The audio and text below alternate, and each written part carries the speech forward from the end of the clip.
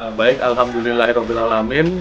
Pada siang hari ini kita sama-sama telah menyaksikan kegiatan penyalaan secara serentak yang saat ini dilakukan di rumah Bapak Marlan ya, di daerah Air Mesu ya, Air Mesu di Pangkal Pinang ya. Dan alhamdulillah bahwa ini adalah kegiatan sebagai bentuk kepedulian dari seluruh keluarga besar PLN, khususnya wilayah Bangka Belitung, terhadap pihak-pihak yang masih belum beruntung dan belum bisa mendapatkan akses listrik.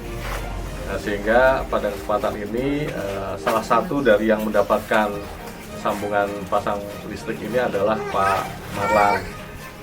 Kami juga disaksikan juga oleh Bapak Kepala Desa, dan berharap bahwa kedepannya kita masih akan terus melanjutkan program-program peduli kepada masyarakat yang kurang mampu untuk mendapatkan pasokan listrik dari PLN.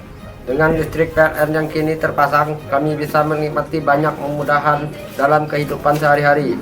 Anak-anak kami dapat belajar dengan lebih baik karena memiliki lampu yang cukup terang. Di ruang belajar mereka kami juga bisa menggunakan alat-alat elektronik seperti kipas angin.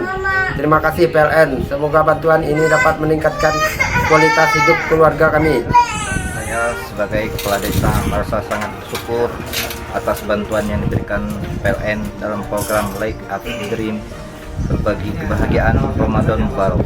Dengan adanya program bantuan ini, kami melihat dampak positif yang sangat besar bagi masyarakat desa kami.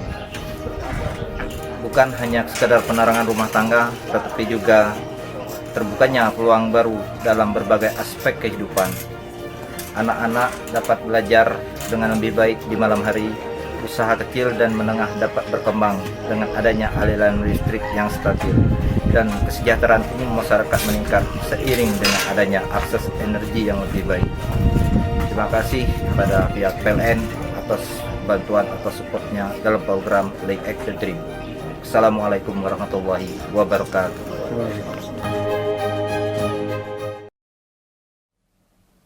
Assalamualaikum warahmatullahi wabarakatuh. Alhamdulillah, assalatu wassalamu ala rasulillah wa ala alihi wa sahbihi wa mawalah wa la hawla wa la quwata illa billah.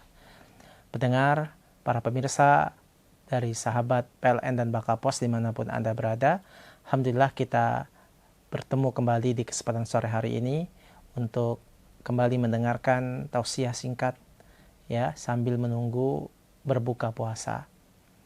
Dan pada kesempatan hari ini saya akan membahas sebuah hadis dari Abu Hamzah Anas bin Malik radhiyallahu anhu, khadimi Rasulullah SAW, yaitu merupakan pembantu Rasulullah SAW. Beliau mengatakan bahwasanya Rasulullah SAW bersabda, la yu'minu ahadukum hatta yuhibba li akhihi ma yuhibbu li nafsihi.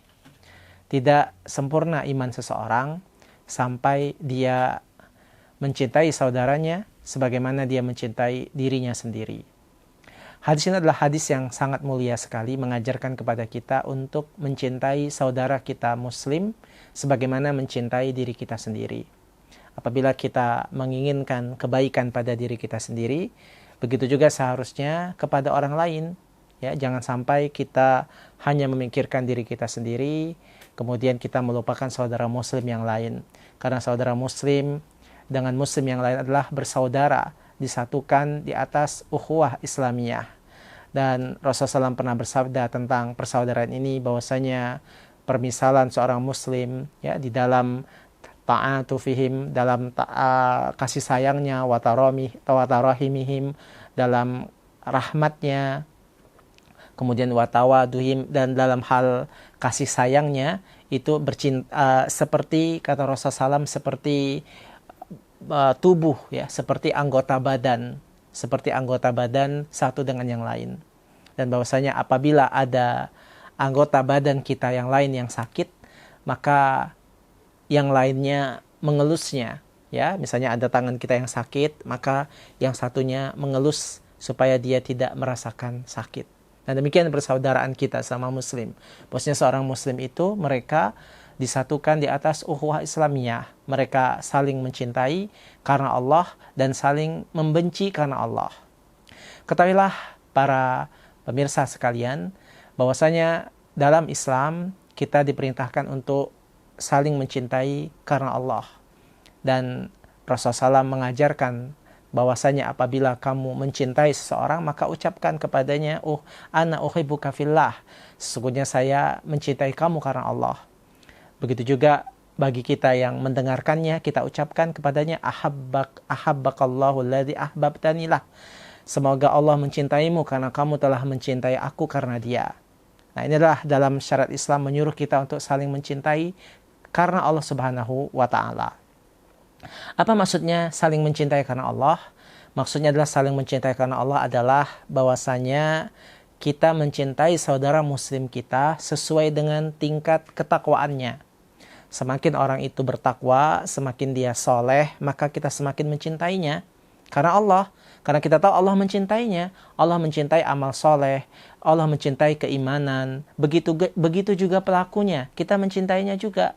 Ya, pelakunya kita cintai, begitu juga amalnya. Sehingga kita hanya mencintai apa yang dicintai Allah dan kita membenci apa yang dibenci oleh Allah Subhanahu wa ta'ala. Itulah namanya definisi mencintai karena Allah dan membenci karena Allah. Makanya seorang muslim, kalau misalnya dia berteman, bukan motivasinya karena orang itu ganteng misalnya, atau orang itu kaya, atau karena ingin mendapatkan manfaat dunia, tapi kita berteman dengannya adalah semata-mata karena kita cinta karena Allah. Karena orang ini soleh, walaupun dia miskin, walaupun mungkin dia rupanya tidak bagus, tetapi karena dia soleh kita mencintainya.